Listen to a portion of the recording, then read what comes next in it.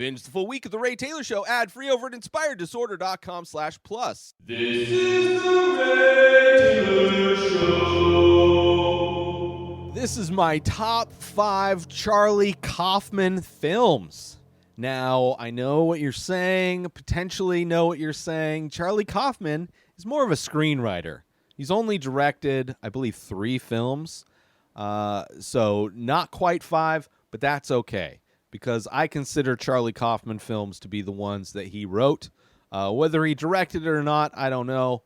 I don't care. And I think there's some directors that he works better with than others.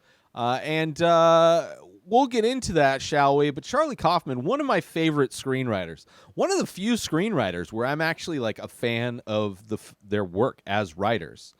Because he has such a unique voice, like surrealism. He's very meta. He like brings a lot of aspects of creativity to the forefront when he is writing his scripts. He forces your brain to work at a pace that most other films will not need you to operate at. And he makes these beautiful worlds with these interesting characters, and he has very similar themes that run through a lot of his films. Like love is a big theme of his, whether it's first loves or imaginary loves or failed love. He also discusses and highlights what it is to be an artist in a lot of his films. The creative process of being an artist, the self-doubt that creeps in as being an artist, the being blocked or being, whether it's writer's block or being stuck, what it is to function as an artist, dysfunctionally function as an artist, is a very common thing in his films. Also repetition, whether it's reliving past traumas, past love, or even memories. There's a lot of things that also brings back the meta aspect of his writing, where it's constantly going over and over these same things, these same ideas over and over again, almost like taking the idea of a time loop movie and displaying it all in one frame, all in one existence. Very interesting. So for those reasons, I am a big fan of Charlie Kaufman and his films. Let's get into it with my top 5 Charlie Kaufman films, starting off with number 5.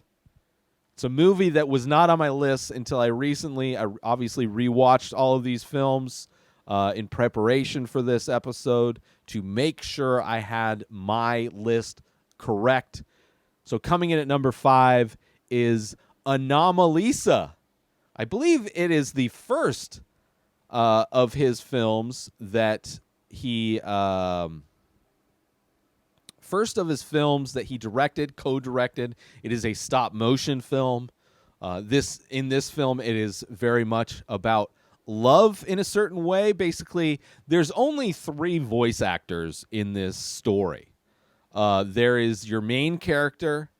There is there's the love interest, the anomaly, and then there is everybody else. And so much of this movie is understand. It is when a person comes into your life that is so different and so new and so refreshing that it stands out above the rest of the people. And if you were to jump into Charlie Kaufman's head, he illustrates this in such a great way. Like he goes above and beyond using so many like stylistic metaphors in order to convey different things, different aspects about what's going on.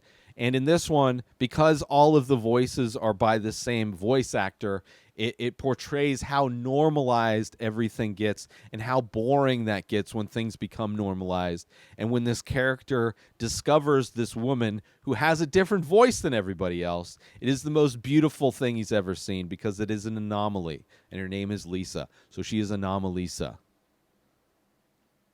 But of course, just as everything in life, just as the life of this character goes, you can't hold on to an anomaly and expect it to maintain its same shine and maintain its same uniqueness. And the moment that this character makes this anomaly, this very unique person, this voice that is different from all the others, when he makes that part of his normal life, it is the moment that that voice changes to be like everything else. It becomes the mundane, it becomes the normal, it becomes the automatic.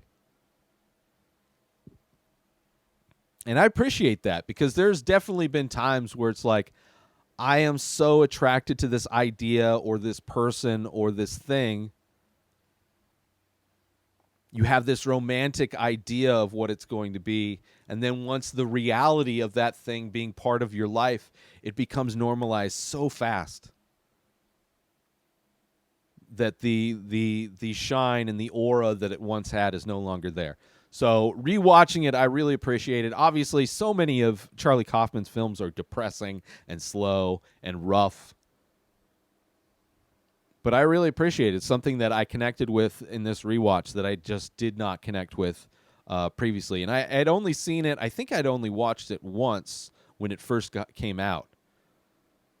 So it was nice to go back and rewatch it and gain a new perspective, especially knowing the themes and the ways in which Charlie Kaufman likes to tell his stories, and the things he likes to write about, helps to detach yourself in a way that will allow you to kind of keep up with all the surreal metaphors that are going on within it. And Anomalisa, probably his most minimal type of story in a lot of ways, which I appreciate as well. But yeah, that's coming in at number 5 is Anomalisa. My number 4 favorite Charlie Kaufman film is a film that I still do not get, but it is above Anomalisa, despite the fact that I get Anomalisa. I enjoy Anomalisa. Well, enjoy is not necessarily... These aren't like fun rides necessarily that Charlie puts you on, but they are interesting nonetheless. But the complexity of this movie makes me respect the hell out of it, and that is why I'm putting it at number 4. It is one that could have been my number 5. There's a few of these I've kind of flippity-flopped on, putting them higher, lower, swapping things, but I'm pretty comfortable putting this movie at my number 4 favorite Charlie Kaufman film, and that is Synecdoche, New York. One of the last films that we saw the great and powerful Philip Seymour Hoffman in. This movie came out, let's see, when did this come out? Came out in 2008. The first live-action directorial film from Charlie Kaufman, which as a director, I appreciate his style. I appreciate his ability to direct. I think the fact that he is directing his own work makes the work far more dense, far more complex, and far more difficult for the audience to really sink in and vibe with it correctly. At least in my experience, it's been that way. I really appreciate when another director kind of interprets his writing and does a thing, which obviously I'll be getting into those films later. But Synecdoche, New York, in the rewatch, I feel like I understood it quite a bit more. It really feels like a movie that is illustrating the trials and tribulations of life, how in so much of life flies by, the kind of time that disappears when you're living your life. Not only that, but like how people relive the same traumas, how we're all trying to kind of set up and grow as people, and while we grow, we're constantly adding new pieces to this ever expanding puzzle of our life, and how the more we add and the more we live, the more complex everything gets, and also how different people bring in their different baggage to these things. Which are, the repetition and the meta and all of those aspects are very similar themes that run through a lot of Charlie Kaufman's films, writings, and it's, and this one's no different. We're following Philip Seymour Hoffman's character as he's a director trying to put on what is already a very complex play stage play, and then that just kind of blows out of proportion, right? His marriage to this artist is destroyed, and then you see him go through these different relationships where everything just ends up repeating itself and being destroyed, and the repetition that goes through and the mistakes that he constantly has and these relationships that end up being bad, the repetition that goes on there is also illustrated in the meta-ness, where it's like he ends up doing this play, and then it's him doing a play about making the play, and then it ends up, kind of growing and adding more and more layers and more complexity to it, to where like the entire world, the entire existence is within this play that he's created. And metaphorically, it is kind of astonishing that this film exists, and is a film that I feel like every time I watch it, I will get a little bit more out of it, because there's so much density to what's being discussed, and these themes and these ideas that are inside of this movie. Every time I watch it, it will be another moment where I'll be another opportunity to get a little bit more out of it. So on that standpoint, I appreciate it for its just massive complexity. That's why it's number 4. That's why it's one step above Anomalisa. Because in some ways, there's similar tones, but I really appreciate it. And obviously, great performance by Philip Seymour Hoffman, as well as all the other actors that are in this movie. Catherine Keener is great in this movie. Who else? There's some other. Just a ton of actors in this thing. Anyway, Synecdoche, New York from 2008 is my number 4 favorite Charlie Kaufman film. The Many Faces is an ongoing abstract ink portrait series that I started many years ago. I release a new face every day, but go to inspireddisorder.com to check them out. So many available. But as a listener to The Ray Taylor Show, you can save 10% when you use coupon code INSPIRED when you check out. So go to inspireddisorder.com/TMF, that stands for The Many Faces. Go check them out, browse the entire collection, and when you decide on a piece, or maybe multiple pieces, make sure you use coupon code INSPIRED when you check out, and you'll save 10%. As a big thank you for checking out my work, for collecting my work, and for listening to The Ray Taylor Show. And with that said, let's get back to the show. Moving on to number 3, my third favorite. I was going to say the title of the movie, my third favorite Charlie Kaufman film. My top 3 films were pretty much set in stone. Like, before rewatching them, I kind of knew what my top 3 were, although my number 1 and number 2 have flip-flopped a few times. But my number 3 is held strong forever. And this one, I believe, was the first of his films that he came out with. It came out in a year jam-packed with amazing films, the year 1999. So coming in at my number 3 favorite Charlie Kaufman film is Being John Malkovich.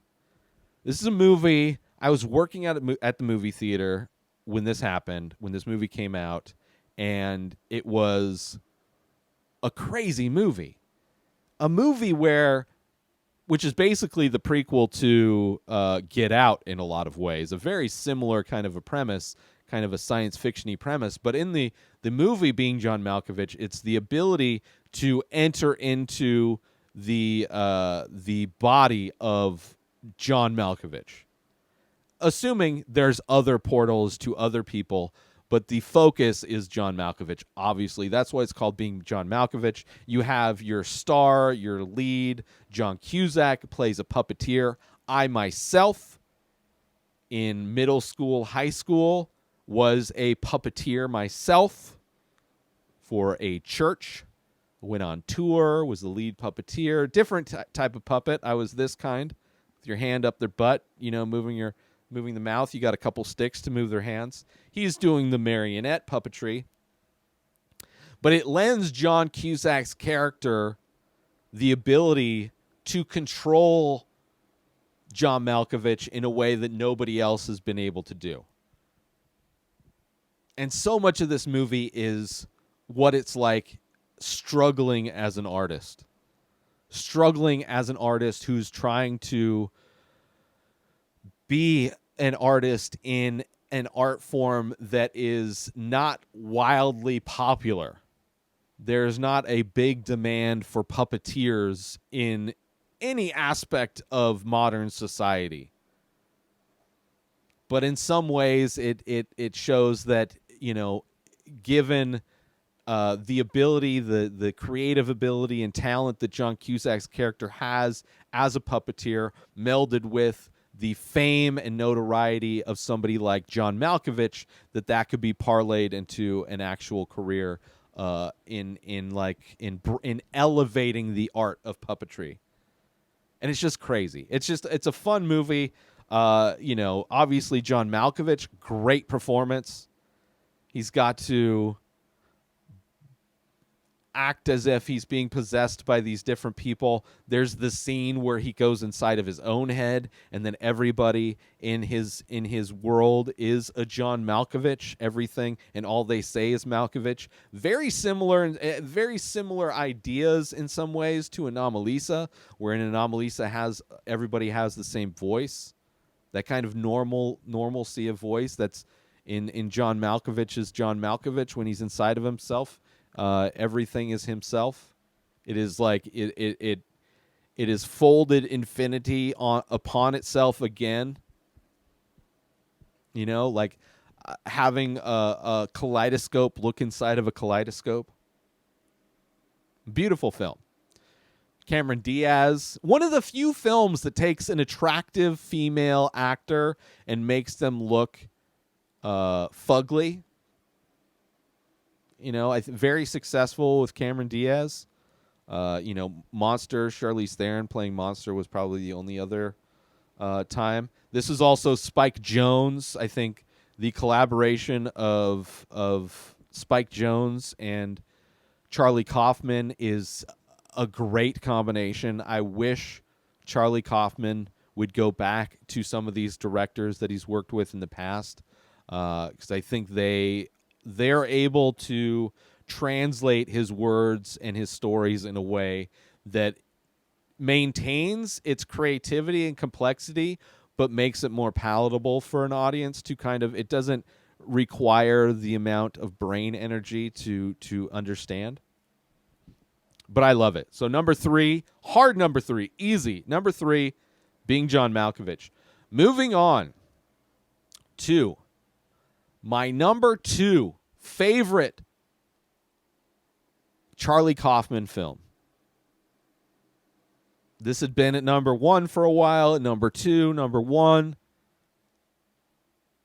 Rewatching it last night again. I've rewatched this film a ton of times. I felt it had to be at number 2 just because my number 1 pick just touched me specifically, personally, when it came out in a way that none of his films have. But I still love this film. It is, if I could have 2 number 1s, this would be number 1B and the other one number 1A. I almost did that also. I almost added a 6th film and made these 2 last films my number 1s. But I decided against that, obviously. So coming in at my number 2 is Adaptation. The movie about the movie. Not really the movie. The movie about screenwriting. It's about Charlie Kaufman. You have the screenplay that breaks the rules of screenplays, that refers to, it's very much the meta aspect of Charlie Kaufman done in the movie industry. Apparently he was asked to adapt the story, and which his character in the movie is asked to adapt a story into a film, and he's having problems with it. And apparently Charlie Kaufman was having problems adapting the story, and which ended up being the story within the story. I love this. So much of this I relate to Nicolas Cage's performance as the neurotic brother. I mean, this is also the best Nicolas Cage performance, in my opinion, my favorite Nicolas Cage performance. He plays two characters, two twins. He plays Charlie Kaufman, and he also plays his like this imaginary twin brother, which is not labeled on the credits here. I forget what his name is called in the film. Screenplay by Charlie Kaufman and Donald Kaufman. On the poster of adaptation, it credits this fictional character that was created for this film. Just so much of this film I love so much. It is like, if you love meta in film, I think this does it. This is like the most meta of meta films. And also, for me, it really touches me, and I relate to it a lot. Being an artist, being like, struggling to find the inspiration of how to do something, how to take something, where to start. Sometimes the hardest thing to do is starting. Once you start, it like everything kind of comes together. And in so many ways, you have this main character who's running into a writer's block because he doesn't know how to adapt this book about flowers into something exciting. Meanwhile, his brother is just flippantly, just as a side thing, just like a hobby, wanting to get into screenwriting and instantly becoming more successful. You want to talk about a subject that has touched me personally? Like, you know how many artists I see online who have just started recently finding massive amounts of success. Meanwhile, I'm over here grinding like an idiot, trying to like, I'm enjoying my path, don't get me wrong, but I clearly see that financially I am not as successful as these people who decided to start out of nowhere. These people that post like, oh, I just decided to do this thing, and look, it's taking off. It's amazing. It's like, oh, great. I'm very happy for you. But at the same time, it is depressing to see. And to see that illustrated with the two Kaufman brothers in adaptation is amazing. And the ride that this movie goes into, where it's so much about the inter stress and inter doubting of Kaufman's character in this, constantly struggling to figure out, like, so much of that I relate to, and then you're like shot out into this like adventure, this crazy, like, where things are like more than they seem, and there's like nefarious aspects to the reality that Kaufman is dipping himself into to try and write the screenplay. I love adaptation. And like I said, could have easily been my number one. You know, talk to me next month and I might disagree with my list. I may prefer adaptation because as an artist, adaptation speaks to me louder than any other movie. Just the emotions of doubting yourself and just being like so in your head about everything. And looking around and seeing how effortless everything is for people around you is just something that I really relate to. So that is why adaptation is coming in at my number 2 film. And last but not least, my favorite film of Charlie Kaufman. Join Inspired Disorder Plus today. Head on over to inspireddisorder.com/plus to join. Membership includes members-only discounts and deals. You get access to the Ray Taylor Show completely ad-free, as well as bonus episodes. You get access to the complete live painting archive. You also get access to every single podcast ever produced by Inspired Disorder, hosted by Ray Taylor.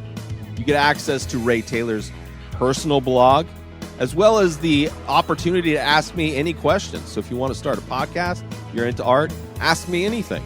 And so many more things are being added every day to Inspired Disorder Plus. So sign up today, become a member, head on over to inspireddisorder.com/plus and become an Inspired Disorder Plus member today. My number 1 Charlie Kaufman film is Eternal Sunshine of the Spotless Mind.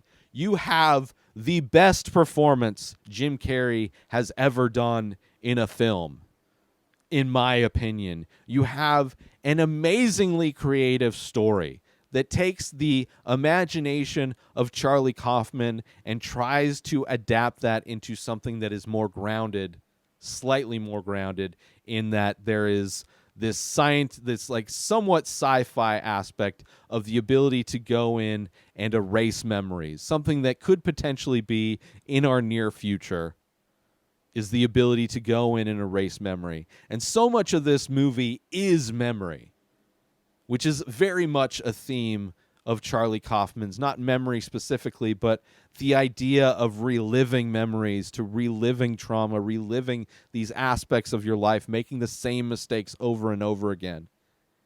This movie is about love.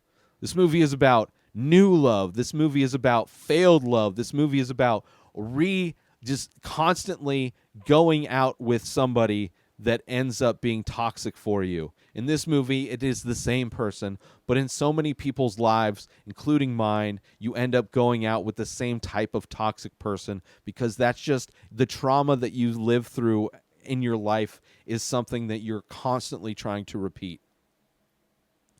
And beautifully directed, beautifully imagined by Michel Gondry. Just an amazing director. Michel Gondry and Spike Jonze, right? I wanted to say Spike Lee. Yeah, Spike Jonze, I believe, work amazing with Charlie Kaufman's scripts. I would love to see both of those directors work with Charlie Kaufman more instead of Charlie Kaufman doing his own directing, which is fine. One of the movies that was left off the list, more recent one, I still like them. I still really enjoy them. But none of them reach the height of heights that Adaptation and Eternal Sunshine of the Spotless Mind does. But that kind of that feeling of falling in love with somebody, that just by like looking at them, like you just fall in love with any woman that shows you the slightest bit of attention. So many the heartbreak that comes with a failed love. Just when it all falls apart, just so beautifully illustrated how desperately people want to erase memories. But it doesn't matter. It doesn't matter how many memories you erase. Because you are who you are, because of the person, because of the life you lived, and you're going to be making the same mistakes. You're going to be reliving traumas. You're going to be attracted to the similar things because of the person you are. And you can't help who you fall in love with, no matter how toxic it is for you. I mean, not only Jim Carrey, but also Kate Winslet. Great performance as Clementine. Obviously, the points in the story. Elijah Wood, also great, along with Mark Ruffalo as these kind of bumbling assistants that are part of this company that erases memories. And you have Kirsten Dunst, the kind of doting girl who's in love with this doctor who developed this technology, who in herself is experiencing that same kind of repetition. Yeah, it's a movie that, because when it came out, this movie came out, I watched this multiple times in theaters when it came out. 2004. Watched it I don't know how many times in movie theaters, but it's a movie that resonated with me on such a level that I had to put it at number one. Despite the fact that even that I'm older and I'm not as affected by these types of things as much, and an adaptation probably relates to me more as a 40-year-old than this does, this one, just because it impacted me so personally, I had to do it. And Jim Carrey, I mean, probably one of his best, by far, best performances, one of the greatest films, some of the best visuals, the way Michel Gondry is able to implement practical effects in films is hands down one of the best. Be Kind, Rewind, he kind of goes a little bit overboard on it. This one, somehow, all of the planets align to where you have Michel Gondry like working on a level like none of his movies. You have Charlie Kaufman's script that's so inventive and so like imaginative and is translated so well into the screen. You have performances by not only Jim Carrey, but all of the other supporting characters that really come together and really shine in some of their best performances. I think everything about this movie is A+, and that is why Eternal Sunshine of the Spotless Mind is my number one favorite Charlie Kaufman film. Now, some notable movies I left off. I'm thinking of Ending Things, which is his most recent film, Netflix original. I enjoyed it, and I watched it again, and it has a lot of the same things, more of the imaginary love. It's a very interesting story told from like the point of view of an imaginary character. Very interesting. You have some very dark themes. I really love it. It would be my number 6. It would be on a list if I had the list. Above Human Nature, above Confessions of a Dangerous Mind, which are 2 of his other films that he's made. You know, I didn't rewatch either of them because I didn't like them the first time I watched them. There was nothing about it. It didn't have the imaginative reality that Charlie Kaufman brings to these other films that are on the list. But yeah, the only one, and I'm thinking of Ending Things, was on my number 4. It was number 5 for a long time before I rewatched this initially. Anomalisa was off the list. Synecdoche, New York was number 5. And I'm thinking of Ending Things was number 4. Then I went back and rewatched everything. And it all reshuffled. It was tough to reshuffle everything because I think I'm thinking of Ending Things, Anomalisa, and Synecdoche, New York all suffer from the fact that Kaufman is directing his own screenplays, and they become so dense and so abstract at points and surreal that it is very difficult to follow along. It is mind-numbingly tough at times. But out of those 3, I think this one misses the mark a little bit. It is and it's also a very bummer movie. It's probably his most bummer of bummer movies, I think.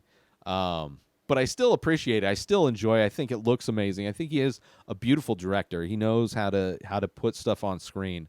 I just think cutting some stuff out, and it's not even cutting out fat. It's just there's just so much information in all of his work that it becomes a little bit too much. But that being said, I love all of his films. I will watch everything he puts out. I'm a huge fan. But my top 5 list, one more time, my top 5 list for Charlie Kaufman films. Number 5, Anomalisa. Number 4, Synecdoche, New York. Number 3 being John Malkovich. Number 2, Adaptation. And my number 1, my favorite Charlie Kaufman film, is Eternal Sunshine of the Spotless Mind. Let me know how you would rank Charlie Kaufman films in the comments. Hit me up on social media. But that's it. New episodes of The Ray Taylor Show come out every single day. Subscribe on YouTube and everywhere our podcasts are found. Binge the full week over at inspireddisorder.com/plus. Buy Ray Taylor Show merch over at inspireddisorder.com. And follow the show on Instagram at Ray Taylor Show. Have a wonderful day, everybody. Peace out! Today is the day where you wake up and you realize that everything that you've been dreaming about, everything that you've been wanting, every goal and wish and hope that you've ever had can become real. dreams can come true. What you manifest in your mind, you can bring to reality.